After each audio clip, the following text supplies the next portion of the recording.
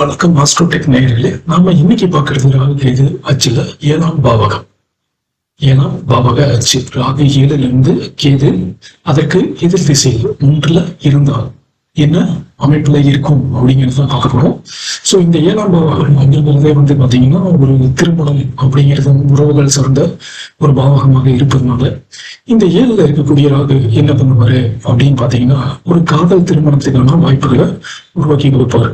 அதாவது தன்னுடைய பாரம்பரியமான சமூக அமைப்புகள் அல்லது குடும்ப அமைப்புகளை பழக்க வழக்கங்களுக்கு ஏற்றபடி இல்லாமல் அதற்கு மாறாக சமூக எதிர்பார்ப்புகளை தாண்டி ஒரு புரிதலோட இருக்கக்கூடிய ஒரு உறவுகளை தேர்ந்தெடுக்கக்கூடிய அமைப்புல இருப்பவர்களாக இந்த ராகு 7ஆம் பாவத்தில் இருப்பவர்கள் இருப்பார்கள். ஸோ இவங்களுடைய திருமணம் அல்லது நண்பர்கள் அப்படிங்கிறது பார்த்தீங்கன்னா அவங்களுடைய தேவைகள் மரியாதை இலக்குகளுக்கு தேவையான ஆட்களை